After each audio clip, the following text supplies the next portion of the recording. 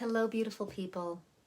Today, the topic is revealing what jaw tension really is. And how does that affect how we show up in the world and feel more free to express ourselves? I am super excited about this topic today. My name's Rebecca Abraxas. I'm a vocal coach, singer-songwriter, and transformational coach, and I love helping people remember their greatness. Be sure to subscribe to my channel if you'd like more tips about whole singing and consciousness and just awakening. All right, let's dive in. So I've got my whiteboard here. What jaw tension really is. So what I'd like to say is that a lot of times vocal coaches go into jaw tension from the jaw. And just being a trained yoga therapist and wellness practitioner, I kind of have a holistic approach to how I coach with the voice and with transformation. I like to look at what's the underlying energetic of tension in the body. So the jaw is kind of the last place that I would go to for jaw tension. What I'd like to look at is what's the underlying belief system or disrupted developmental phase. Okay, so if we look at Maslow's hierarchy of needs, or if we look at the chakra map, both of them say the base of the body is where trust is formed.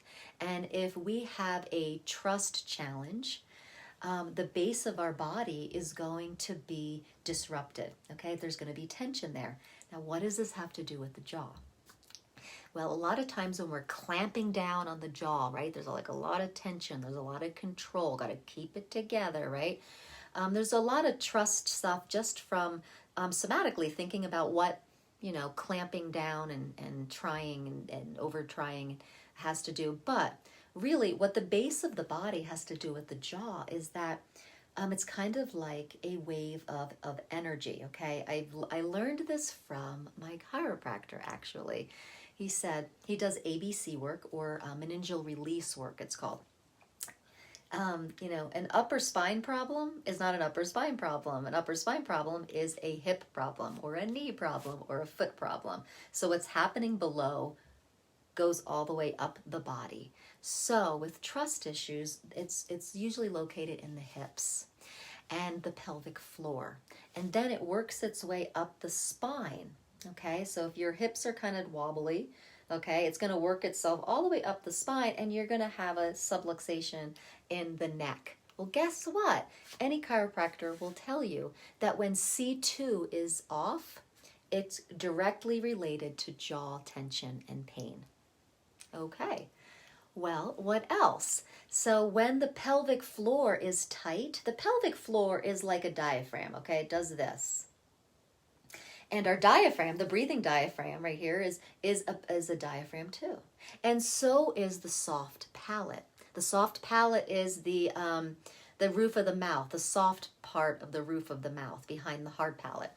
Now, all of those are related. When there's tension down in the pelvic floor, it actually goes all the way up, affects our breathing, and affects the soft palate. The soft palate wants to be kind of like a parachute or a jellyfish, all right? And it's this movement that allows your voice and the sound wave to come and play and make this beautiful sound. But if stuff's happening down here in the hips and the pelvic floor, it locks, okay? And guess what? The locking of the soft palate is directly related to tension in the jaw. So if you release the soft palate, perhaps you release tension in the jaw. If you release tension in the jaw, you start having a more flexible soft palate. So why is this important? Well, on a vocal level, for vocal awareness, the sound or the breath comes past the vocal cords, zoop, with the intention of making sound. The sound comes up to the playground of the mouth and the throat and says, ooh, let's play. But it notices that, oh, I have a small little playground. That means the soft palate is clenched down and the jaw is clenched down, and it has just it's a small space. So the unhappy sound wave is just like, all right, I'll play in this small playground. But if we have a jaw that's willing to open and create space, and we have a soft palate that's free, the sound wave comes up and says, oh, this is so fun. I have a big playground to play in. And it feels way better to you as the vocalist that when your soft palate is open and your jaw is open and sound is playing around and this beautiful sound comes out, guess what that does to your being? It makes you feel so free. And it makes you have some confidence and trust. So it's kind of like a two-way street, right? So we build trust from the freedom we're experiencing in our body and our voice. And we have trust when we come into a tribe and we're able to express ourselves. So today what I want to work on is dealing with trust, increasing your trust, releasing the pelvic floor, and releasing tension in the jaw. These three things will open your voice and you will have a bigger voice. And not only that, it's always related to your life. You're going to feel just more expressive and expanded and trust life and have more confidence in your life by freeing these things. Now, I love linking the voice work, vocal awareness, as a somatic tool too, because as you open your voice, you're going to feel so much release in your life to be you. If you're willing to let the world receive your voice, then you're on the path to letting the world receive all of you, because your voice is very vulnerable. Okay, so what we're going to do here is go into number 1, build trust. Okay, sometimes to build trust, we have to release. Okay, so stillness and a question. All right, so I am a huge proponent of awareness and the awareness you get from stillness and really tuning in and listening. So in the morning, 10 minutes, get nice and still. Yeah. And write on your journal, write a question. What would it be like to trust life? What's getting in my way of trusting life? So those 2 questions, put them down in your journal and then get silent for a little while. And what you notice is by the end of your 10-minute silence, things have bubbled up. Take your pen and start writing what has come up. Things like, what age you were when the trust issue came. The stories through the years, feelings, sensations in the body. Write all of it down.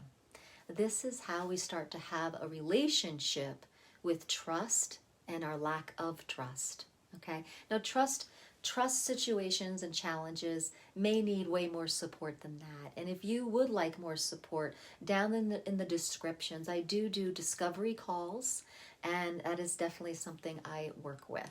All right, but try this first, okay? Number 2, open the hips. All right, now opening the hips, we're going to go to that through the pelvic floor. All right, when women give birth, doctors usually give an exercise called the Kegel exercise, and forgive me if I didn't spell it right.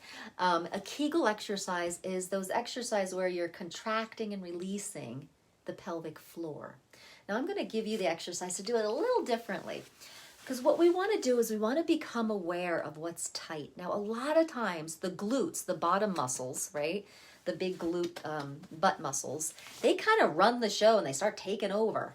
What we want to do is release the job of the glutes, and we want the small muscles of the pelvic floor to give us information of if it's really, really tight or if it's loose.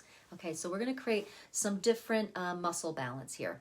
So your job is to go in and squeeze the pelvic floor, and then release. Okay, squeeze the pelvic floor and then release. Now, if it's very tight, you won't feel the sensation really of releasing. So what I want you to do is use the breath. So take a nice deep breath, a full breath, and that will, the pressure of the breath will start to expand the pelvic floor. And then when you exhale, release the breath and start contracting the pelvic floor, key, without squeezing your butt. Okay, the glutes. The gluteus maximus, those big muscles in the bottom. All right, I want those muscles to stay completely relaxed. Now, at first, this is going to be a bit uncomfortable. It's going to be like your gluteals want to kind of engage. So I want you to start teaching it a different pattern.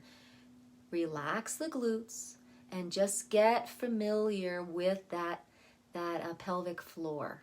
All right, that's going to start having you become aware of the tension that is there and start releasing tension. Now, when you start releasing tension in that area, somatically, in the tissues, we hold the electromagnetic energy of lack of trust. So what might happen is as it surfaces and starts to kind of release, you might start to feel uneasy or a lack of trust. Be with it. Go back to your stillness practice. Yeah. And just be with it and know that this is just movement, okay? And continue with, what would it take to have more trust and surrender in my life? So as you start to do that with the hip work and the trust work, you'll start to notice that starts to work up your body. And you may start to notice some relief and less clamping down on your jaw. All right, so we're going to go to number 3 now, which is relax the jaw, and we're going to do a little massage. So you're going to take your fingers and go right in here, and you're going to massage the muscle, this big muscle here. Yeah. Okay, then you're going to open the jaw a little bit. Okay, make it really loose. And I want you to say, may, me, my, mo, moo. May, me, my, mo, moo. May, me, my, mo, moo. Yes. Okay. So just releasing this tension and telling your jaw, hey, we're just going to let go now. You don't have to work so hard. And then just doing that may, me, my, mo, moo in a real soft way. All right. That's going to give different information to the jaw. Okay. So these 3 things will really help you begin to unlock your jaw, build more trust, and unlock the pelvic area and get that lack of trust out of the tissues. So what we're going to do now is I want to give you an example of the singing locked down and singing way open, okay? And let's see, so here we go.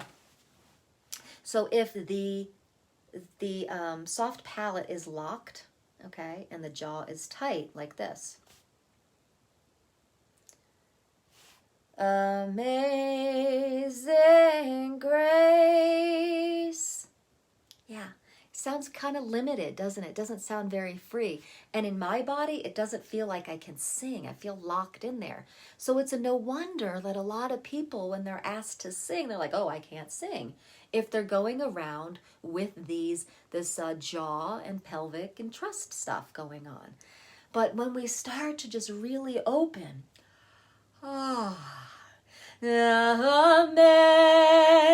amazing grace.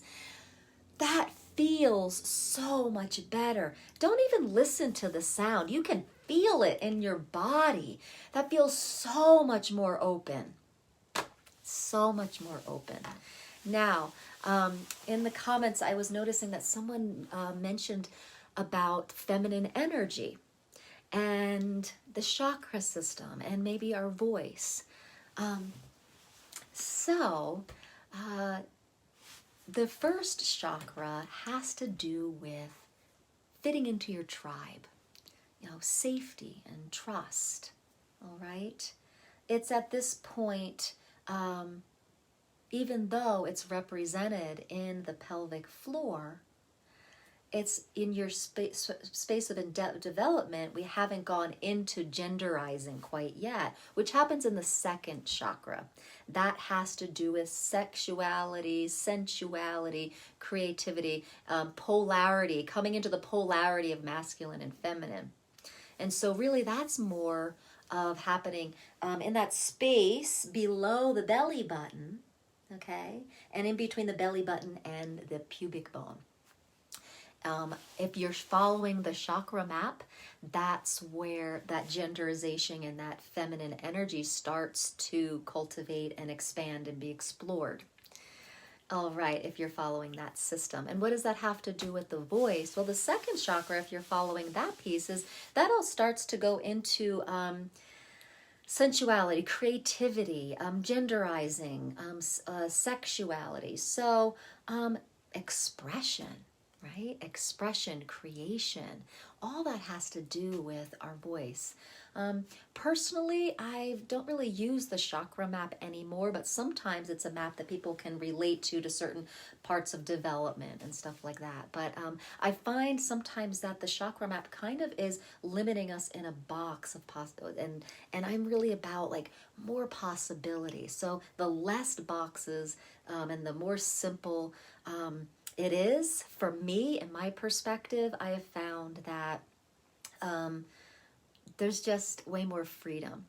And so while things are a good map to maybe understand things, I don't like getting too caught up in these maps like as definites, okay? So use the map if it helps you understand things, but then expand past the map, because we are more than the map.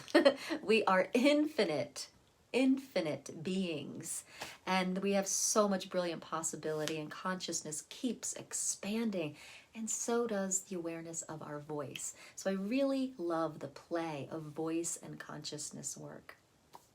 So I hope this was super helpful to you. And again, if you would like more support with this, in my YouTube channel and under the comments and the more info will be information about my discovery calls. So be sure to subscribe to my channel on YouTube, and blessings, and thank you for tuning in. I'll see you tomorrow.